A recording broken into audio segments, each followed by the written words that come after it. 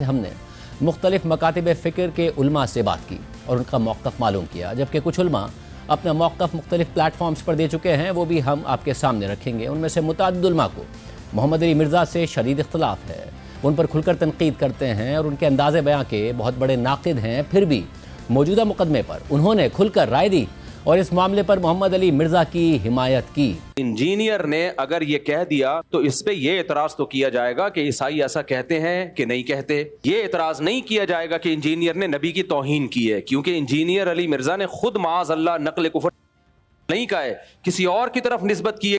کسی اور کی طرف نسبت کرنے سے انسان توہین رسالت کا مرتکب نہیں ہو جاتا، 295C اس پہ نہیں لگتا، تو یہ بالکل نہیں بنتا اس موقع پہ 295C۔ اور جو مولوی اس پہ خوش ہو رہے ہیں نا کہ نہیں 295C میں ہم اس کو لٹکوائیں گے، بھائی پھر آپ بھی جب کسی کا کلمہ کفر نقل کریں گے نا، جن لوگوں نے جا کے FIR کٹائی انہوں نے کیا کہا کہ انجینئر نے نبی کے بارے میں یہ الفاظ کہے ہیں، تو انہوں نے بھی تو نقل کیے نا، تو پھر ان پہ بھی 295C لگاؤ۔ اگر کوئی شخص صرف ایک قول نقل کرے اور اس کی بنیاد پر آپ اس طرح کے قوانین کا اس کے خلاف استعمال کرنا شروع کر دیں تو پھر تو ایک ایسا طوفان کھڑا ہو جائے گا کہ آپ کی ساری کتابیں اس کی عزت پہ آ جائیں گی، آپ کے سارے خطبے اس کی عزت پہ آ جائیں گے، خود قرآن کریم پر بھی نعوذ باللہ لوگ الزامات لگانا شروع کر دیں گے۔ یعنی آپ ایک چیپٹر کھول دیں گے اس کے نتیجے میں شدت پسندی کا، جس کی انتہا کہیں پر بھی نہیں ہے اور اس کو ختم نہیں کیا جا سکتا۔ پھر یہ جو جملہ تھا، یہ جو الفاظ ہیں، یہ رسول اللہ صلی اللہ علیہ وآلہ وسلم کی شان میں، آپ کی بارگاہ میں بے ادبی، لیکن میں اس کو گستاخی نہیں کہوں گا۔ میں یہ نہیں کہوں گا کہ یہ گستاخ ہے، یہ شخص توہین کی کر دی ہے، اس نے یہ کر دی، اس کی وجہ یہ بتاتا چلوں۔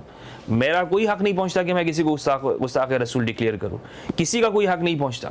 یہ کہا جا سکتا ہے کہ فلاں معاملے میں کسی نے غیر محتاط رویہ اختیار کیا، الفاظ کا انتخاب صحیح نہیں کیا، اسلوب درست نہیں تھا۔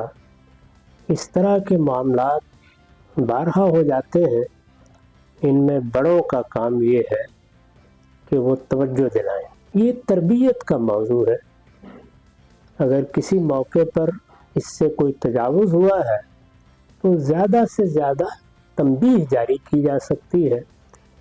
نقل کفر نہ باشد، کبھی بھی کوئی چیز نقل کرنے سے انسان کافر نہیں ہو جایا کرتا۔ ان کے جو جملے تھے یا الفاظ تھے اس سے کوئی گستاخی سرزد نہیں ہوتی، نہ ہی وہ گستاخی کے زمرے میں آتے ہیں، لہٰذا ان کے اوپر کوئی بھی ہم یہ سمجھتے ہیں کہ کوئی سزا 295C یا اس طرح کا کوئی بھی قانون جو ہے ان پر لاگو نہیں ہوتا۔ خود نقل قول کوئی نہیں توہین شمار نہیں ہوتا، جیسا کہ ایک محاورہ بنا ہوا ہے کہ نقل کفر نہ باشد۔ کسی کفریہ کلمے کو نقل کرنا یا بیان کرنا یہ تو ظاہر توہین رسالت نہیں ہے۔ قرآن نے بے شمار نقل کیے ہیں، کفار کے جو تبصرے تھے رسول اللہ صلی اللہ علیہ وسلم پر قرآن نے نقل کیے۔ بالکل تو اگر آپ وہ پڑھ کے سنائیں کہ کفار یہ کہتے تھے تو نقل کرنے والا تو توہین کا مجرم نہیں ہو۔ یہ مسئلہ خالص نقل کفر کا ہے، اور نقل کفر جو ہوتا ہے وہ کفر نہیں ہوتا۔